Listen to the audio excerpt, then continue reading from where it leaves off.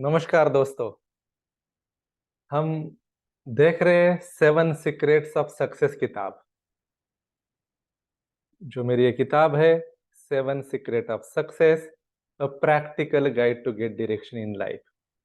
पहले दिन में हमने देखा था सक्सेस क्या है, उसका डेफिनेशन और 3 केस स्टडीज भी देखे थे। तो चलते हैं हम आपको इस अनुवाद की तरफ। अभी किताब तो ये इंग्लिश में है। बहुत लोगों की गुजारिश थी कि सर इसको हिंदी में करिएगा। हो सकता है कुछ महीनों के बाद या सालों के बाद ये हिंदी में भी आ जाएगी, अन्य भाषाओं में भी आ जाएगी, लेकिन फिलहाल हम इसको एक्सप्लेन ही कर रहे हैं आपके लिए।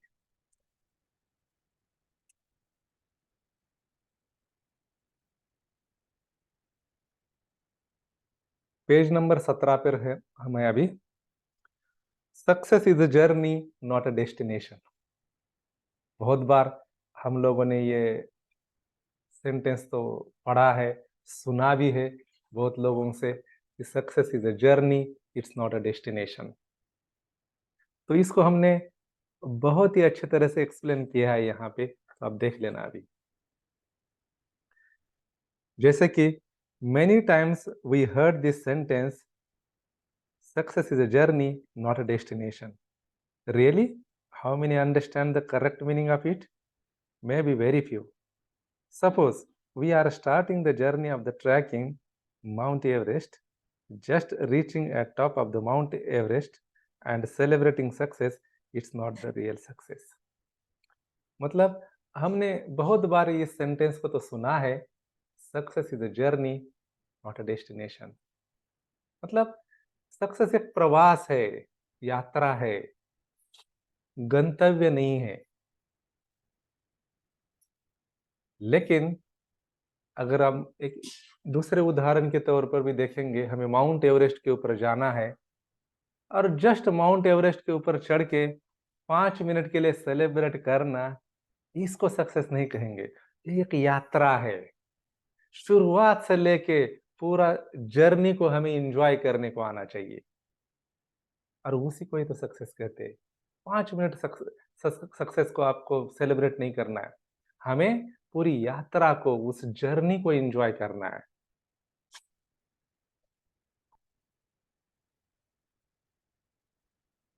We must have to enjoy the journey.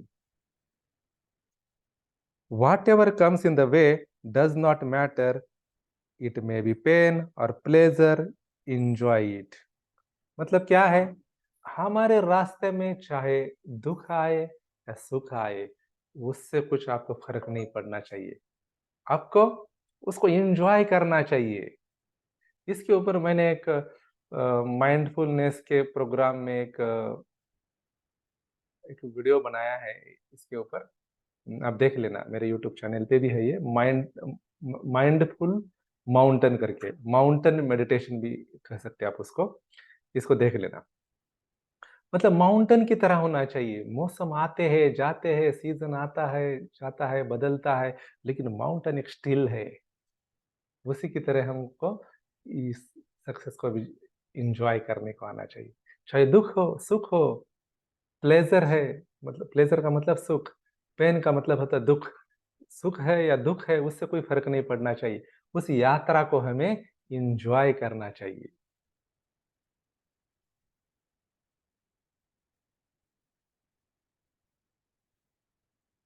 So every moment of the journey should be enjoyed rather than just a few moments of the end. मतलब अंतिम कुछ क्षणों को एंजॉय करने से पूरा एक यात्रा को एंजॉय करना है हमको। If you do not enjoy the journey, then what will happen? अगर आप यात्रा को, उस जर्नी को एंजॉय नहीं करेंगे तो क्या हो जाएगा? You will have many memories of journey that are painful as well as pleasant. हमारे पास बहुत सारे मेमोरीज होती है, जो हमारे जो स्मरण में होगा कुछ भी जो पुराना, चाहे अच्छा हो या बुरा हो, पूरा एक कंटेनर में एक स्टोर है। जैसे हमारा अनकॉन्शियस माइंड होता है, उसमें ये पूरा सारा स्टोर्ड है। चाहे प्लेजेंट मेमोरी हो, आनंदी हो, या दुखी हो, सैड मेमोरीज हो, ये पूरा मेमोरीज वहां पे ही पड़ी हुई है। कहाँ पे? हमारे अनकॉन्शियस माइंड में। Any happy moment you are remember, you will feel very good. जब हम कोई हैप्पी, सुखी यादों को अगर रिमेंबर करते हैं, याद करते हैं, तो क्या होते हैं? हम सुखी होते हैं। और उसी तरह अगर किसी दुखी यादों को याद करते हैं तो हम दुखी हो जाते हैं।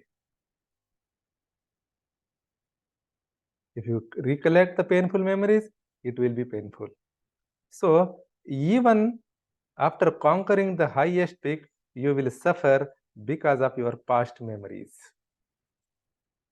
अगर हम कोई हाईएस्ट ऊंचाई को भी छू लेते हैं, फिर भी हम दुखी हो सकते हैं, क्योंकि हमारे पास्ट के मेमोरीज के वजह से। क्योंकि ये मेमोरीज का तो खेल है, पूरा अनकॉन्शियस माइंड में पड़ी हुई है। आदमी बार बार अगर जन्म भी ले रहा है तो किसके वजह से ले रहा है? ये मेमोरीज है, डिजायर है, अनकॉन्शियस माइंड में है, ये आगे की तरफ चला जाता है और हम बार बार आ रहे हैं। मतलब वो सेम पर्सन नहीं होता है, लेकिन वो माइंड होता है same.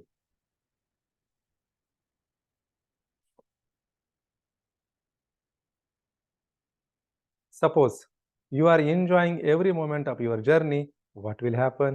You will always be happy. Also, if you are enjoying the journey, it means you are least bother about your consequences. ये बहुत इंपॉर्टेंट चीज है। अगर हम किसी सक्सेस को अगर इंजॉय कर रहे हैं, यात्रा को इंजॉय कर रहे हैं, इसका मतलब क्या है? हम परिणामों के बारे में नहीं सोच रहे। अगर यात्रा हम एंजॉय कर रहे हैं तो परिणाम कोई भी हो, देख लेगा, दुख हो सुख हो, उसको एंजॉय करते जाना है। मतलब उसको आप एंजॉय करोगे। So if you will really want to be happy, you must enjoy the journey, not only the destination. इसका मतलब क्या है? अगर हमें रियली हैप्पी होना है, सुखी होना है, तो जर्नी को एंजॉय करने को सीखना चाहिए, ना कि बस डेस्टिनेशन को।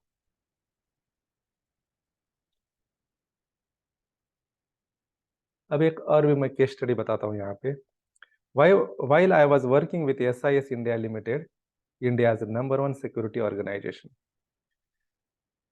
इंडिया का एक बहुत ही बड़ा #1 का सिक्योरिटी ऑर्गेनाइजेशन है SIS। उसमें जब हम काम कर रहे थे, 2004 की घटना है ये। I was posted in IISCO Gua mines in West Singhbhum, Jharkhand.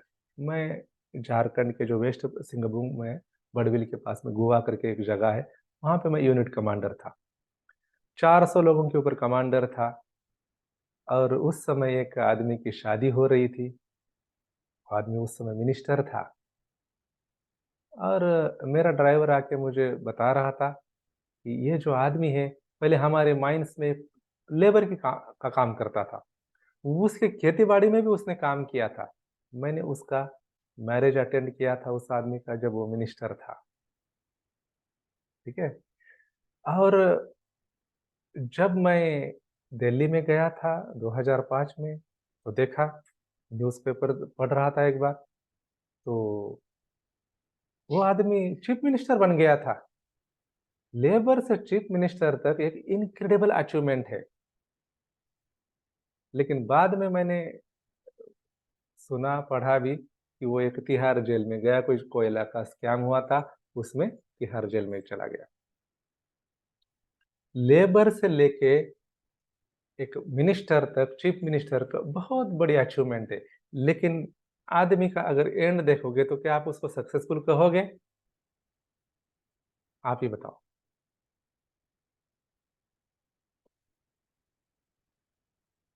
इस केस स्टडी को भी मैंने यहाँ लिखा हुआ है। What about the power? Power के बारे में हम बात करेंगे थोड़ी सी। You might have heard this one.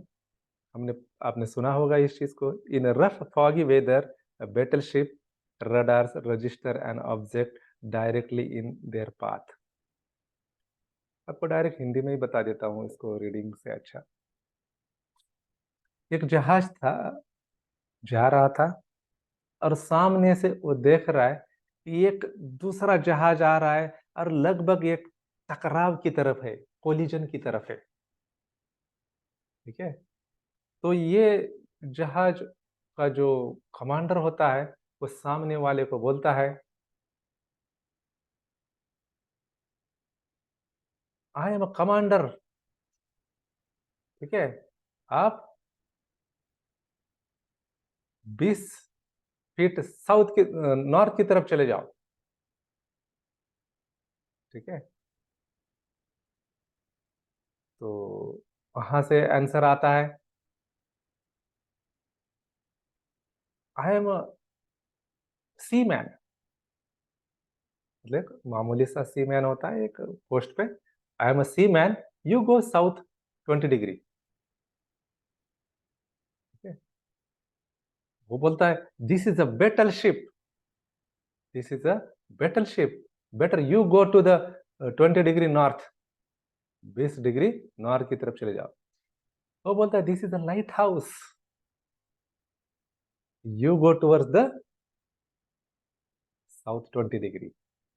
मतलब क्या है, जब उस आदमी कमांडर ने जाना कि ये तो लाइट हाउस है, उसने अपना निर्णय बदल दिया।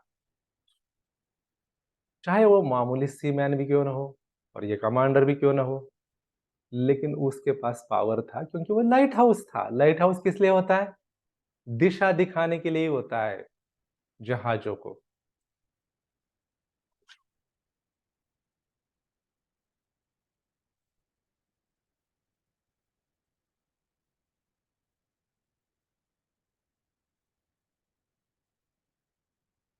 इसको थोड़ा मैंने विस्तार में किताब में बताया है, आपको बहुत शॉर्ट में बता दिया इस चीज को।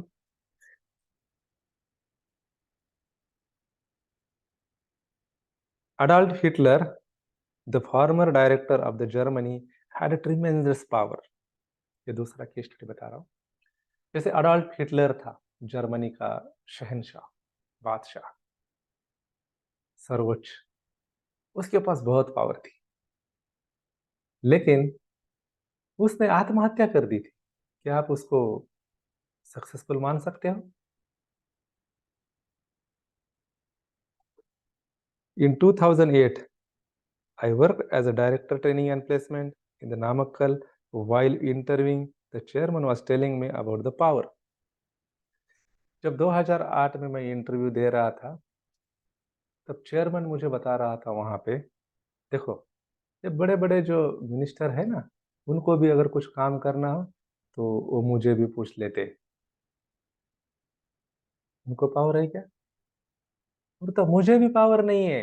अगर मुझे पानी भी पीना है तो उस अटेंडर को पूछना पड़ता है। मतलब हमें कुछ पावर है क्या? तो मैं तो शॉक हो गया, यार हमारे पास तो कुछ पावर नहीं, हम हर चीज के ऊपर किसी न किसी के ऊपर डिपेंडेंट रहते ही है। तो क्या इसको हम पावर कहेंगे क्या? नहीं कहेंगे।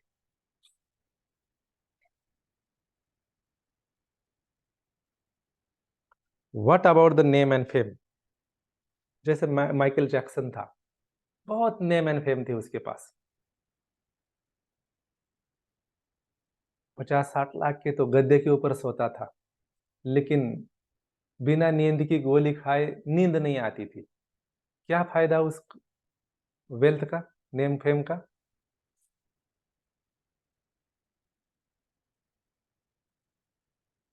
दूसरा भी एक मैंने केस स्टडी दिया है, विनोद खन्ना, 1980s और 85 के दशक में बहुत ही एक पावरफुल सेलिब्रिटी थे बॉलीवुड के। He was a great actor in 1885 के बीच में। पूरा घरदार छोड़ दिया, परिवार को छोड़ दिया, मर्सिडीज कार को बेच दिया, और ओशो के आश्रम में जाके 5 साल रहे थे। गार्डनिंग का काम किया, छोटे छोटा काम किया। तो क्या जरूरत थी, इतना सब कुछ होने के बावजूद भी उसको छोड़ना क्यों पड़ा? इसका मतलब पैसे में भी कुछ नहीं है, नाम में भी कुछ नहीं है, इसीलिए तो वो वहां गए थे। What about the wealth? During the first 18 years of the fighting career, Mike Tyson earned approximately $400 billion। मतलब माइकल टैक्सन ने 18 साल में, 18 साल के करियर में अप्रोक्सीमेटली $400 बिलियन को अर्न किया था। According to the New York Times, Tyson earn $330 million पर फाइट। $30 मिलियन पर फाइट का लेता था वो। At the peak of his career in 2003 he become a bankrupt. 2003 में वो बैंकरप्ट हो गया। Taking over his father's business at the age of 28, Vijay Mallya turned into an enormous company worth $1.5 billion. Vijay Mallya का तो नाम सुना ही होगा। 28 की उम्र में अपने परिवार का जो वारसा था उसको चलाते हुए उन्होंने 28 के ही उम्र में $1.5 बिलियन की वेल्थ कमाई थी। Later he took over Kingfisher's Airlines but accumulated massive debt to run it. Kingfisher को भी लिया था और बाद में डेप्ट हो गया, कर्जा हो गया और लंदन भागना पड़ा। क्या इसको आप सक्सेस कहेंगे? The founder director CEO of Satyam computers Bairaju Ramalinga Raju was convicted in 2015 of committing corporate fraud totaling approximately 1.5 billion. मतलब सत्यम कंप्यूटर के जो CEO थे राजू करके वो भी स्कैम में पकड़े गए थे, कॉर्पोरेट फ्रॉड के। सो wealth also does not remain the same. पैसा भी एक जैसा नहीं होता है। तो मैंने आपको बहुत सारे केस स्टडीज दिए हैं ये आपको ये करने के लिए। जैसे मेरा एक चीफ मिनिस्टर का एग्जाम्पल दिया था, पावर का एग्जाम्पल दिया, जहाज का, नेम एंड फेम के लिए Michael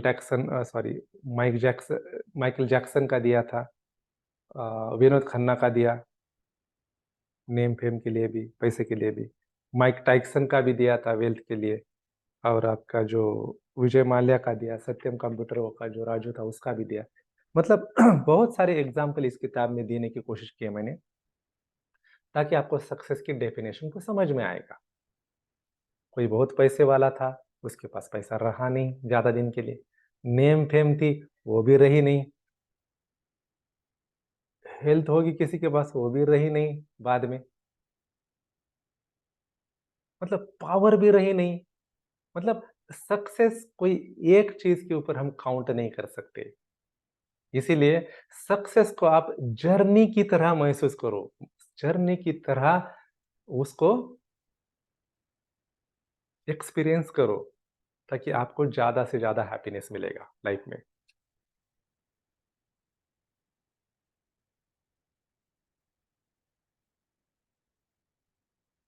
Success is a journey again. Everyone wants to be successful in his or her life. Everyone tries their best to achieve it. मतलब हर आदमी को सक्सेस चाहिए लाइफ में और अपने लेवल पे हर आदमी ट्राई कर रहा है। The definition of success also varies from person to person. Many people want to be like a successful people. If you want to model a successful person, don't model the end result, model the process. मतलब हर आदमी के लिए success की definition अलग है। अगर आपको success चाहिए रहेगा तो सक्सेस आदमी के एंड रिजल्ट को मॉडल नहीं करना है, आपको सक्सेस होने वाली जो प्रोसेस होती है उस आदमी के उस प्रोसेस को मॉडल करना है, कि जिस प्रोसेस से वजह से वो सक्सेसफुल हुआ है उस प्रोसेस को अगर आप मॉडल करते हो तो आप भी सक्सेसफुल बन जाओगे।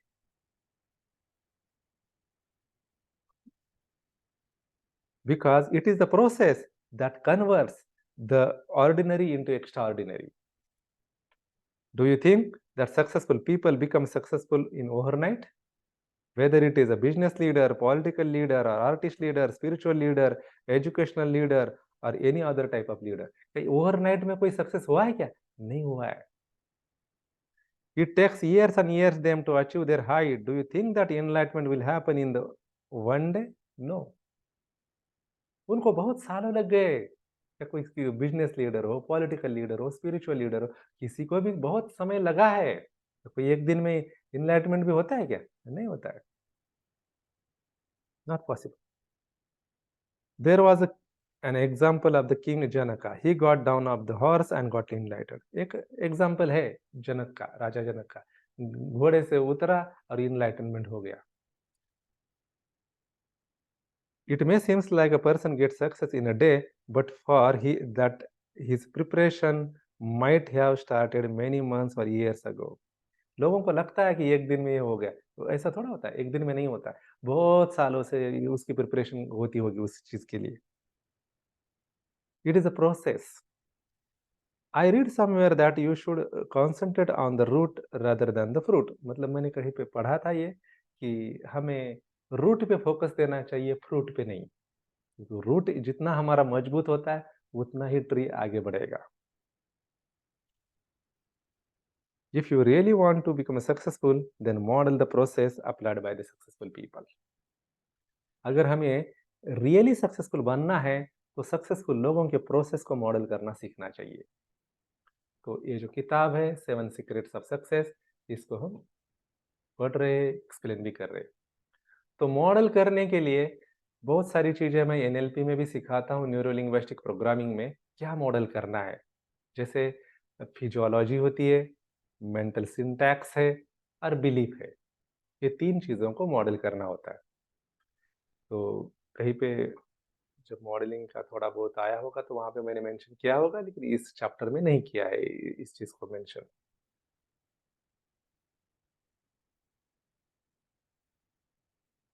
ऑलराइट, तो आज हम यहीं पे रुक जाते हैं और नेक्स्ट टॉपिक हम बाद में पढ़ेंगे.